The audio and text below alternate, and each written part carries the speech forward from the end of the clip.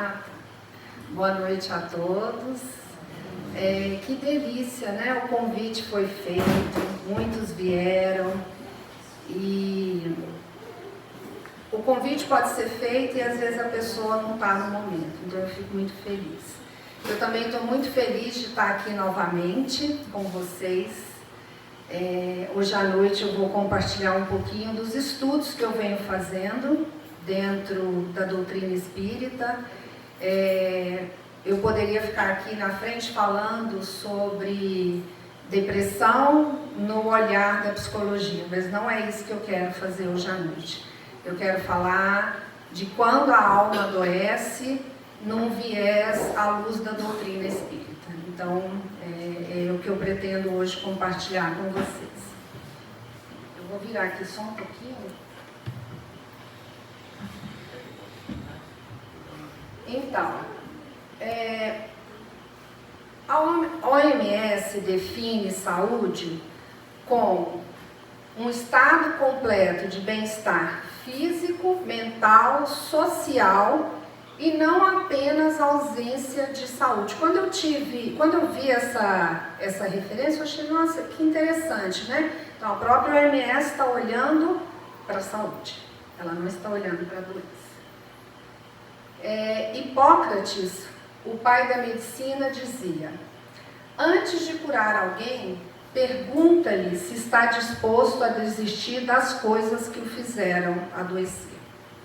Então nós vamos caminhar um pouquinho olhando para esse convite de olhar para o adoecer, a depressão, quando a alma adoece, mas olhando também para a saúde. Quando eu comecei, primeiro, quando o Aguinaldo me chamou, né, para de novo estar aqui com vocês, a gente já tinha até falado uma outra vez, vamos falar sobre depressão, realmente é o mal do século, né, gente? Basta olhar no Instagram, um tanto de coisas que vêm, que estão sendo faladas, né, e a gente, né, sabe de pessoas, familiares, amigos, ou às vezes até acometeu com a gente, né, em algum momento da vida. E aí, eu não queria usar a palavra depressão. E aí me chegou essa frase, quando a alma adoece. E até então eu não tinha feito nenhuma correlação com absolutamente nada. Então chegou, nossa, gostei. Quando a alma adoece. Aí, lógico, comecei as pesquisas. E aí, para minha surpresa, existe um livro, Quando a Alma Adoece, do José Francisco Gomes, pelo Espírito Dias da Cruz. E aí, lá no livro, quem estava aqui domingo passado, né, foi a palestra da nossa querida irmã Sejane, por sinal muito linda, e ela falou: o amor cobre uma multidão de pecados. E dentro da sincronicidade, está tudo interligado, o livro tem uma citação que eu vou ler aqui para vocês, onde ele fala: o amor cobre uma multidão de pecados. O amor é a emanação de Deus que cobre uma multidão de pecados, evidenciando a essência divina que somos portadores. Impulsiona-nos a entrega ao Deus interior, sem mesclas, despindo-se a consciência de culpas, deixando-se refletir a imagem e a semelhança divina com que fomos criados. Não em sentido figurado, mas real e verdadeiro. Então, o que Dias da Cruz ele nos convida? Ele nos convida para olhar para esse Deus interior. E que nós temos um amor divino dentro de nós e que é esse amor que irá nos curar. Eu acho que essa é a grande revelação, assim, para nós olhando. Então, se nós vamos olhar para essa conexão com Deus, mas olha só, se eu vou olhar para essa conexão, mas eu estou cheio de culpa, de ressentimentos, de raiva, de inveja, nós não conseguimos acessar esse Deus que está dentro de nós. Esses sentimentos, eles impedem mesmo essa conexão. Então, quando nós estamos deprimidos, significa exatamente esse corte, essa não conexão com Deus. Muitas vezes eu falo, a depressão é falta de fé na vida. A pessoa perdeu essa conexão. Porque ela não quer? Não. Por causa da frequência que ela está emanando. Tá? Então, Deus está ligado em tudo. E tudo está ligado a Deus pelos fios invisíveis do pensamento. Eu vou ler essa frase de novo, que ela é um ponto importante. Deus está ligado em tudo, e tudo está ligado a Deus pelos fios invisíveis do pensamento. Então aqui a gente pode ver a força que é o nosso pensamento. Então, olha só, o que acontece? Jesus não diz pra gente, orai e vigiai? Não é isso que ele nos convida o tempo todo? Para quê? Para que a gente não caia em tentações. Então, quando eu elevo os meus pensamentos e eu vou aos planos divinos mais elevados, quando elevamos nosso pensamento em oração, por exemplo, nós estamos vinculados. Eu vou falar agora, aqui, o que aconteceu? Eu estou emocionada de estar aqui, estou feliz de ver quem eu convidei, está aqui, veio. E as pessoas não vieram porque é a Denise. Não, porque elas estão querendo dar um passo na vida delas diferente. Eu só estou falando, vamos aqui, ó, vamos junto tentar esse caminho. Então,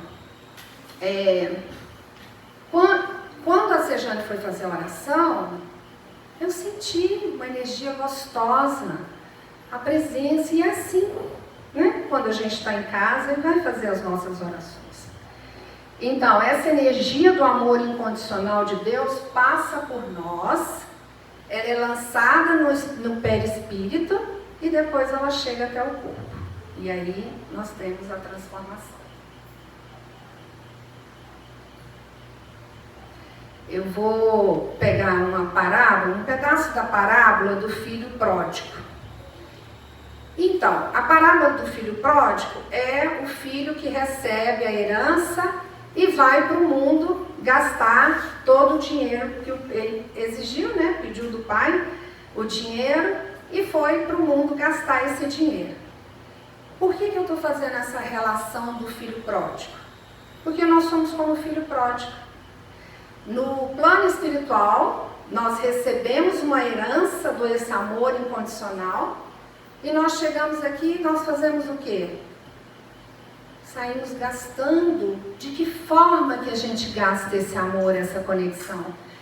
Nos perdendo nas relações materiais, nos desejos do nosso dia a dia. Então hoje a gente, por exemplo, que a gente chama muitas vezes que são as nossas distrações. Então eu vou lá na internet, eu me conecto com uma casa, alguma viagem, e aí eu me desconecto. Não que a gente não tenha que também ter os nossos desejos, tá, gente? Mas é só observar o quanto eu estou colocando isso. E aí o que acontece? Quando nós começamos a perceber que essas buscas materiais não nos preenchem, estamos num processo de depressão. Nós perdemos a conexão. E aí chega, a pessoa entra num vazio, numa falta de sentido. Ela não consegue entender, né? Se achar no meio de todos. E essa insatisfação, e aí a gente vai perguntar, então por que nós adoecemos? Então, essa insatisfação no corpo, o corpo fica desnutrido dessa energia superior. Então, a gente começa o adoecimento na alma, tá? E essa energia é lançada no sistema nervoso central. Então, agora nós vamos, quando a gente fala em sistema nervoso central, nós estamos falando de quê? Neurotransmissores. Então eu começo a afetar todo o meu corpo, os neurotransmissores dopamina, serotonina, noradrenalina. Por quê? Porque nós somos energia. Então, se nós vivemos mergulhados em um mundo de ondas, emitimos e recebemos essa onda que nós emitimos. Tá? Então, se a minha frequência está baixa, o que eu vou emitir? Uma frequência baixa. E o que eu vou atrair? Uma frequência baixa. Então, essa é a relação. E aí, nós vamos entrar em sintonia com seres encarnados e desencarnados nessa oscilação energética.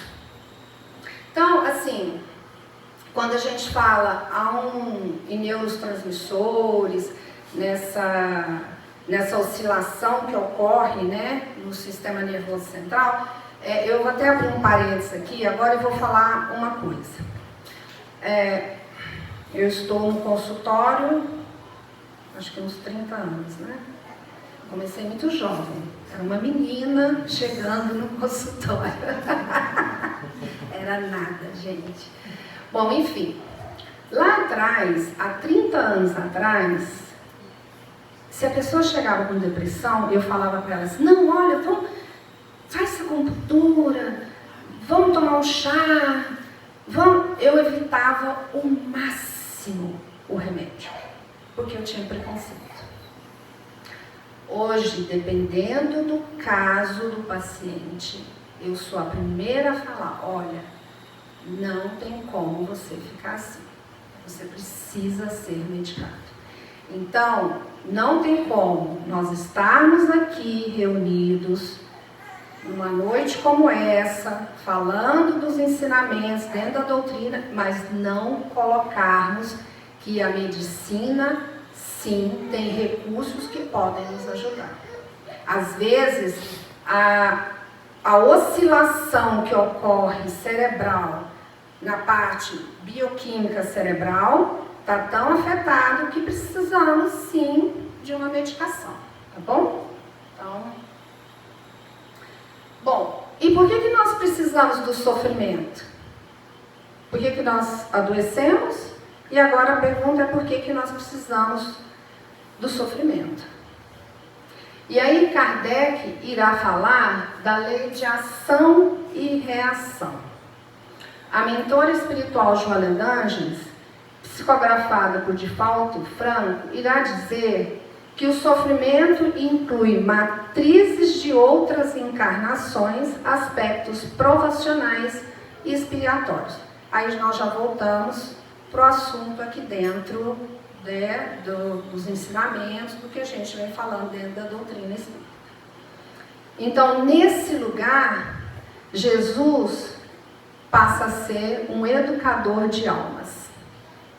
Ele também é o médico de almas. Que inclusive, né, Aguinaldo, no segundo, já vou fazer uma propaganda aqui, no segundo domingo agora de novembro, né, que nós vamos ter a Rogéria Baiocchi falando sobre Jesus, o médico das almas. Tá? Tá, vamos lá. Falei de ação e reação, falei que nós atraímos aquela frequência que nós estamos emanando a partir dos nossos pensamentos. E aí eu vou dar um foco, então, para a questão da obsessão, né? Porque muitas vezes no centro espírita, ou às vezes, não precisa ser necessariamente aqui dentro, você vai falar, nossa, será que a pessoa está com depressão? Será que ela está sendo obsediada? O que está acontecendo, né? Nem toda depressão é obsessão, nem toda obsessão gera depressão. Mas sim, os quadros têm ligação. Isso é importante a gente saber. Então, nesse livro aqui, Ação e Reação, do Francisco Cândido Xavier, pelo Espírito André Luiz, no capítulo 8, intitulado Preparativos para o Retorno, na página 102, quer dizer, 102 no meu livro virtual, aqui é na página 110, tá? Caso alguém queira depois. André Luiz, ele é um estudioso do mundo espiritual. Então, ele tá lá no mundo espiritual e ele começa a acompanhar trabalhos aqui com os encarnados para entender essa relação, obsessores, os encarnados. E ele então é um aprendiz e ele começa a relatar as experiências que ele está tendo. Então, nesse capítulo, a passagem é a seguinte. Ele e Silas era como o orientador dele. Eles estão acompanhando um caso de obsessão. O caso de obsessão de um rapaz, um fazendeiro chamado Luiz. A história do Luiz é o seguinte: o pai dele herdou uma fazenda muito grande, uma posse muito grande, e era o pai e mais 2 irmãos. E o pai, com uma ganância muito grande de querer ter os bens, leva os irmãos para um passeio de barco e acaba matando os irmãos. Para quê? Para que ele ficasse com a herança sozinho. Bom, ação e reação. O pai do Luiz vai passar por processos muito difíceis e a mulher a Alzira acaba falecendo, enfim. Agora vamos chegar no Luiz porque eu quero cortar um pouquinho, o foco não é o pai agora. Luiz, assim como o pai, herdou os bens do pai, Tá, então eles estão indo lá, André Luiz e o Silas estão indo lá acompanhar o processo de obsessão que o Luiz está recebendo. Por quem? Pelos 2 tios que estão obsediando ele, tá? E aí, gente,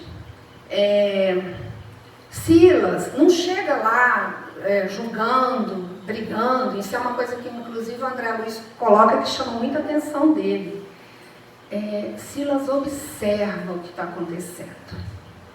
E num determinado momento, ele faz uma pergunta para Leonel.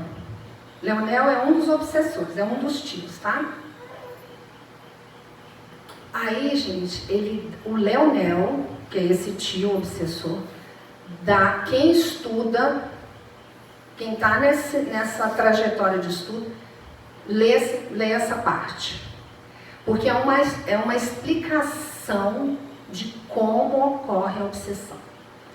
Então, ele vai dizer o seguinte: todos nós, além dos desejos, isso é o Leonel falando, tá? O obsessor. Além dos desejos cotidianos, nós possuímos um desejo central, ou tema básico dos nossos propósitos, dos nossos pensamentos mais secretos. Todos nós temos aquele pensamento que a gente não fala para ninguém, às vezes a gente não fala nem pra gente. Tá lá, tá ligado lá. Emitimos com mais frequência e força o nosso desejo central. E isso começa a ficar fixo na nossa persona, na nossa personalidade. Quando desencarnamos, carregamos conosco esse desejo central. Então, qual é o desejo central do Luiz? Assim como o pai dele, adquirir bens. Então, ele já era um cara que tinha ficado muito rico, mas ele era miserável, que ele queria mais. Desculpa. E aí, os tios ficavam lá, mandando mensagens para ele ficar guardando dinheiro, escondendo dinheiro, não gastando com nada. Tá? Então, eu sou o resultado daquilo que eu emito. O que jogo para fora sintoniza com o que está fora do mesmo padrão vibratório. É assim que a crueldade, por exemplo, é o reflexo do matador.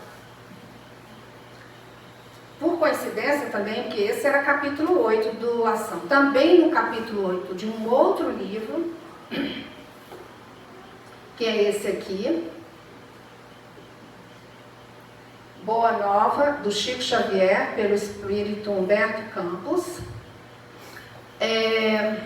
intitulado Bom Ânimo. Aqui é a história de Bartolomeu, e eu vou contar para vocês.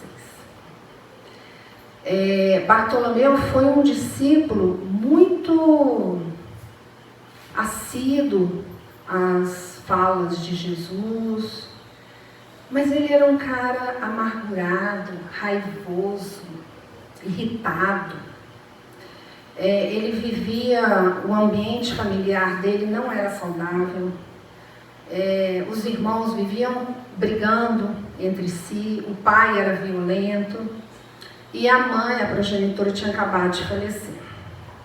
Então, eles estão lá reunidos na casa de Simão Pedro.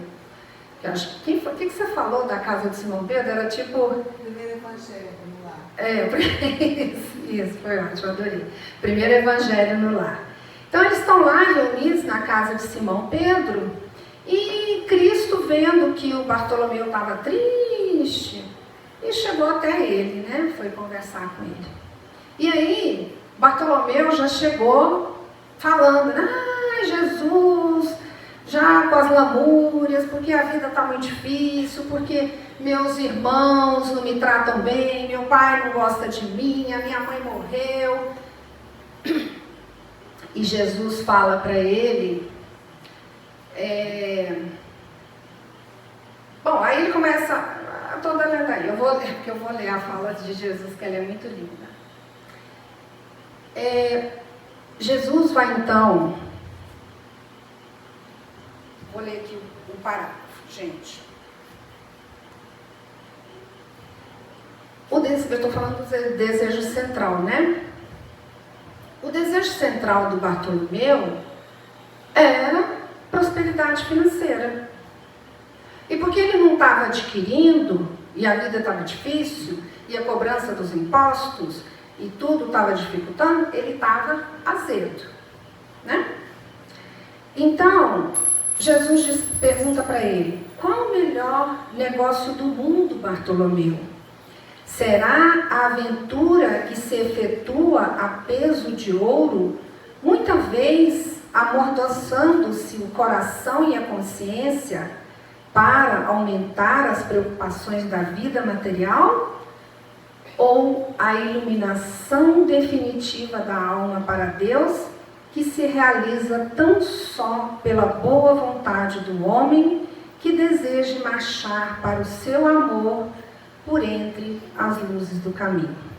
Não será a diversidade nos negócios do mundo um convite amigo para a criatura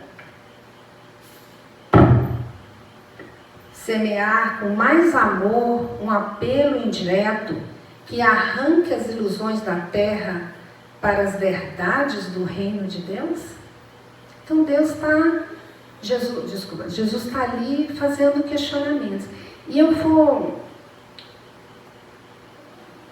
fazer uma ponte para que muitas vezes acontece dentro do consultório. Muitas vezes a pessoa tem um desejo central, só que é como a gente vai falar, é um desejo central distorcido.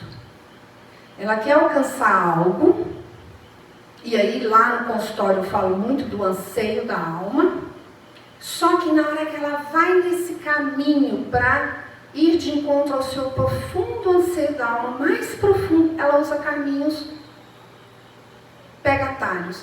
E esses atalhos desconectam dessa conexão divina. Tá bom? Então, o que aconteceu? Após essa conversa, Bartolomeu é tocado. Ele é tocado pelo amor, pela fala de Cristo, pelo amor de Cristo. Aí ele começa a perceber, falar, então é o amor, não é só o material. Aí ele vai para casa. No dia seguinte ele acorda e os irmãos já começam, ele acorda, os irmãos já começam, fica ele. Bom dia, meus irmãos. Aí os irmãos, o pai já vem xingando, bom dia, meu pai.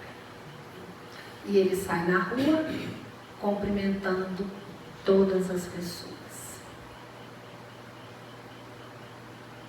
Ele tinha mudado. O desejo dele ali, naquele momento, era prosperar, mas na vida e nas relações. Então, essa é a mudança.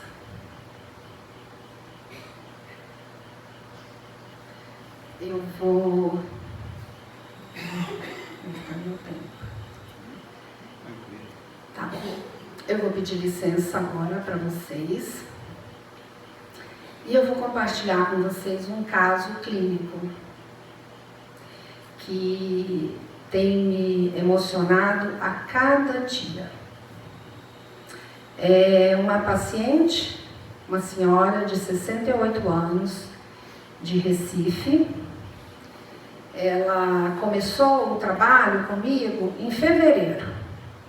A filha que marcou a sessão comigo falou: Denise, minha mãe está num processo depressivo muito forte e eu queria ver se você poderia atender. Então eu marquei a sessão. Gente, então é online, né? Ela está em Recife. Quando abriu a primeira sessão à tela, que eu olhei, eu falei, gente, mas eu entendi que a mulher falou que a filha tinha 60, que a mãe tinha 68 anos. Eu estava ali diante de uma senhorinha muito acabadinha de 88. Bom, aí eu fui fazer a anamnese, aí ela me relatou que ela estava há 10 anos num processo depressivo. 10 anos. Que ela não saía de casa, que ela não via ninguém.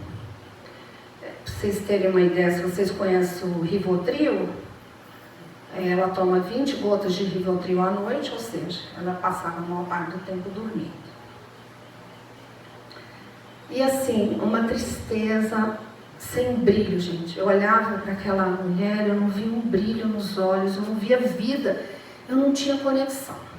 Tá, sessões foram transcorrendo, sim. E já de início, eu perguntei, porque aí eu vou fazer lá na ficha, né, na minha miséria, perguntando, então, você está em acompanhamento psiquiátrico? Estou há 10 anos com o mesmo psiquiatra. Eu, opa, 10 anos com o mesmo psiquiatra, vamos pegar, vamos falar com outro médico para a gente ter uma segunda opinião? Aí ela catou, e aí assim ela fez. A filha marcou com a médica psiquiatra. Então, começamos o processo terapêutico, ela foi para a psiquiatra. E aí, visitamos os lugares lá na terapia, falamos da criança ferida, fomos lá na relação com o pai e mãe, com o marido, com as filhas, com os netos. Nada, gente. Nada mudava. Pelo contrário, ela foi só piorando, piorando, piorando. Aí ela mudou de médica, mudou uma medicação, e ela piorando, piorando. Aí essa médica psiquiátrica falou o seguinte para ela, que o caso dela era muito... Ela não falou grave, mas dava a entender que ela estava dizendo que era muito grave e que ela achava que ela tinha que ser encaminhada por um outro psiquiatra. Então, eu ainda tive que lidar com ela, com essa rejeição que ela sentiu. Lógico, imagina, você está com depressão. Você sai do seu médico de 10 anos, você já está ali num vínculo. Passa para um segundo médico. A médica fala que não dá conta de você, né, entre aspas. Então, ela ficou bem insegura. E eu devo confessar que quando a médica psiquiatra falou, olha, seu caso é muito grave, eu ainda pensei assim, aqueles pensamentos. Nossa, é grave mesmo. Eu também estou patinando aqui com esse caso. Ela passou por um terceiro psiquiatra. Quando ela foi para esse terceiro, aí eu até falei, não, olha, antes de você ir para a consulta, eu vou fazer um relatório detalhado, porque eu estava assim, já, nossa, que eu posso ajudar, né? Eu fiz o relatório, ela levou para o médico, tudo bem. E ela foi piorando. Passamos sessões 2 vezes por semana. Gente, eu não tinha mais o que ofertar. Eu estava ali com ela. E eu falava para ela toda a sessão, nós estamos juntas. Quem faz terapia comigo já escutou isso, porque eu estou junta mesmo. Sempre, enquanto você estiver no processo, eu estou com você. Aí vai chegar um momento que você vai chegar para mim e vai falar, Denise, agora eu consigo ir sozinha. E você passa a ser terapeuta de si mesma. Tá? Mas enquanto você está lá comigo, eu estou com você. Aí eu comecei a falar para ela, eu já não tinha mais...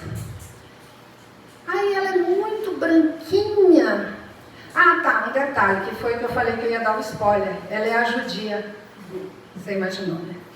Então, eu não conseguia acessar muito ela, nem na questão assim da espiritualidade. Não estou falando em termos de religião, não, da espiritualidade, porque às vezes eu trazia algumas coisas e eu vi que ela ficava, ela não reagia, gente, mas ela ficava, nada chegava até ela.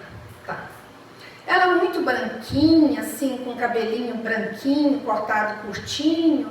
Aí um dia eu comecei, você já usou um brinquinho coloridinho? Aí ela falava assim, não. Falei, uai, você tem uma orelha furada? Ela falou, tem. Então, você já pensou em você colocar um brinquinho colorido? Aí às vezes você olha lá no espelho e fala, olha, tem um negócio colorido aqui. Às vezes você passa um batonzinho cor-de-rosa, só para ver como é que fica diferente. Aí uma sessão ela chegou, abri a tela, eu vi que tinha alguma coisa diferente. O olho dela tinha um pequeno brilho. Não estava brilhando, mas tinha um pequeno brilho. E tinha na boca um sorriso assim, ó. Assim, um pequeno sorriso, sabe? E aí eu olhei para ela e falei assim, você tá diferente hoje. Aí ela riu mais ainda. Aí ela fez assim, ó. Falei, o que aconteceu? Aí ela falou assim, eu fui para uma festa. Falei, como assim? Você foi para uma festa? Em Caruaru. Falei, caramba, você foi numa festa em Caruaru? Ah, não, me conta. Eu fui numa festa da família em Caruaru. Falei, como que foi encontrar seus familiares? Aí eles falaram, não, eles ficaram super emocionados. Mas eu vi que ela ainda, sabe quando a pessoa quer contar mais alguma coisa? Aí ela falou assim, falei, não, eu tô vendo que tem mais novidade aí, o que é? Aí ela virou para mim e falou assim, eu passei batom. Eu falei, que delícia, você achou um batom rosinha para passar? Ela, eu passei um batom vermelho. Gente, vocês não estão entendendo. A emoção, eu tinha em algum lugar acessado ela. Na sessão seguinte, vem de novo um sorrisinho. Eu falei, gente, oi, que bom, vamos, como é que você está? Como é que foi a sua semana? E aquele sorrisinho, e ela falando. Eu falei, você tem novidade, não tem? Ela, e detalhe,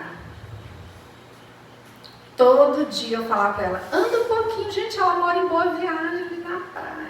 Vai lá na praia, caminha um pouquinho com seu marido. Ai, não consigo. E aí, eu dizendo, porque na terapia, quando a pessoa diz para mim, eu não consigo, eu falo para ela, não, eu não consigo. Vamos falar o que é? Eu não quero. Aí ela falava, eu não quero ainda, Denise. Eu falei, tudo bem.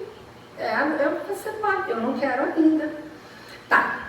Bom, aí ela veio para a segunda sessão e eu falei, tem novidade, não tem? Ela, eu fui ao supermercado. Falei, que delícia, seu marido te levou lá no supermercado? Ela, eu fui sozinha. Falei, você foi sozinha andando no supermercado? Ela foi. E eu ainda fiz o caminho maior, porque toda vez você fala para mim, faz um pouquinho de exercício físico, porque eu não vou ser igual a você não, viu, Denise? Porque você, eu já vi que você adora, porque você fala, não, faz exercício, é tão bom. Aí ela fala, não, você é viciada em exercício. Eu falei, realmente, eu sou meio viciada mesmo. Tá ali quem não me deixa mentir. Bom, aí, gente, ela foi se abrindo. E aí eu vi que ela tinha aberto uma porta para a vida, uma porta para a conexão. E a última dela, ela chegou para mim e falou assim, chega. Ah, não. Antes dela falar o chega, um dia ela virou para mim e falou assim: eu não dou conta, Denise. Falei, tudo bem. Tem vezes que eu também não dou conta. Quando isso acontece, sabe o que eu faço? Eu olho e digo: Senhor, eu não dou conta sozinha. Por favor, me ajuda. E eu falei, vamos juntas pedir? Porque eu também tenho horas que eu não sei o que fazer. Até aqui com a gente. Eu fui muito transparente com ela. E o meu desejo profundo de ver vida naquela mulher. Então ela pediu. Nesse dia ela pediu, e foi depois daquilo, né, que eu falei na quarta passada, ela vem a cada sessão falando assim: fala um pouquinho mais do seu Deus. E aí eu contei a história de Maria de Magdala, que está aqui no capítulo 20 da Boa Nova. Falei, a Maria de Magdala, Maria Madalena, ela, quando ela foi na casa de Simão Pedro para conversar com Cristo, bom, quem sabe a história de Maria de Magdala, né?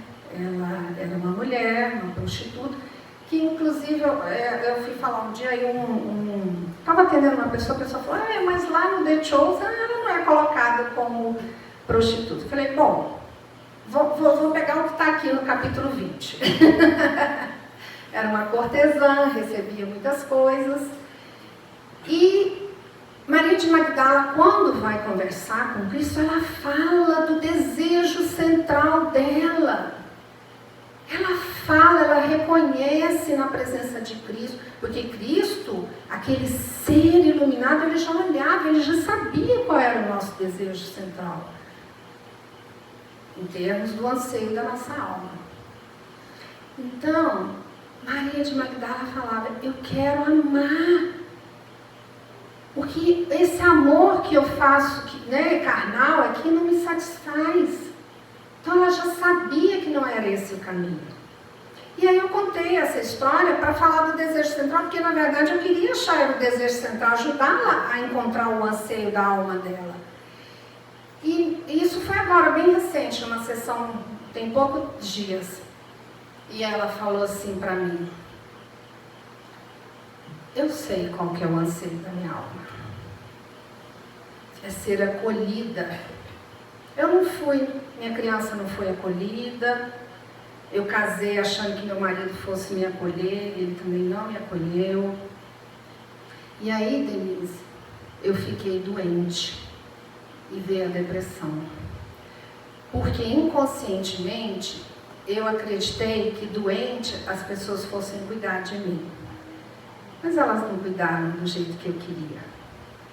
Até que eu entendi aqui que esse cuidado só eu podia dar para mim. Ela tinha tomado a decisão, gente, ela comprou um carro. E no dia que ela foi comprar um carro, eu ainda falei, compra um carro pequenininho, que você pode... Ela falou, eu não, eu quero um T-Cross. Foi lá na concessionária, o marido dela falou, não, compra um simples. Ela falou, não, eu quero um completo, com todos os acessórios. A última sessão, ela falou para mim o seguinte, eu quero ser acolhida. Eu agora estou aprendendo a me acolher. Eu tenho um carro, não tenho, Denise? Então eu vou procurar um lugar que eu possa acolher outras pessoas. É emocionante. Então, gente, quando nós podemos enfrentar a depressão com alguns estímulos. Assim como eu descrevi, estabelecer pequenas mudanças. Não precisam ser grandiosas, não. Um batonzinho, gente, um brinquinho que ela estava colocando. E aí, assim como Bartolomeu, ir de encontro ao desejo central que está distorcido.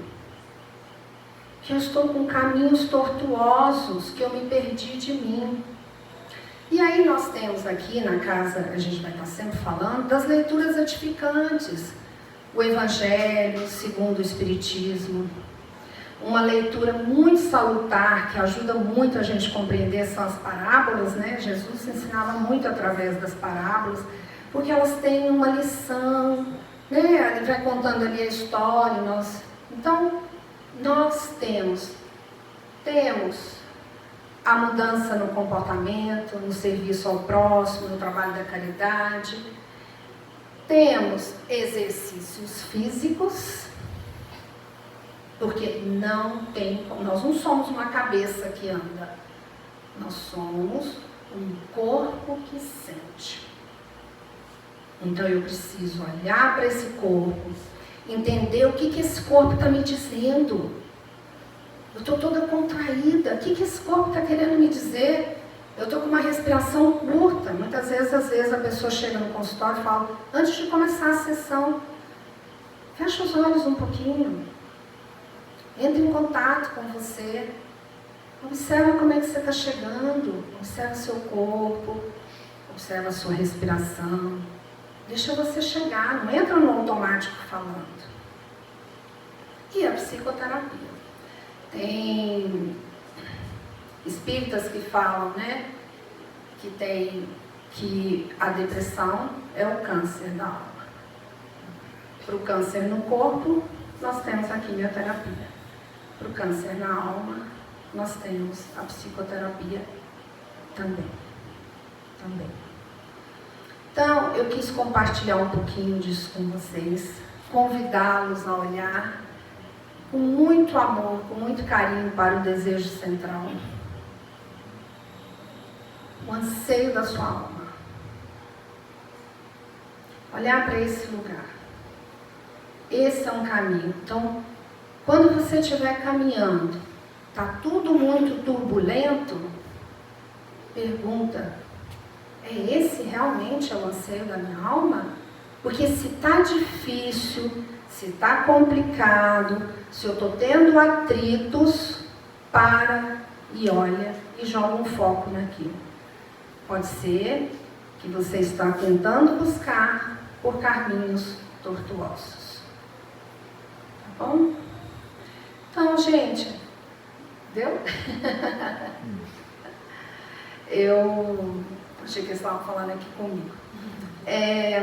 O que eu quis compartilhar aqui com vocês essa noite foram esses estudos, igual eu falei, e que nós possamos, a cada dia, nos abrirmos para essa conexão com o divino, para essa conexão com o amor incondicional.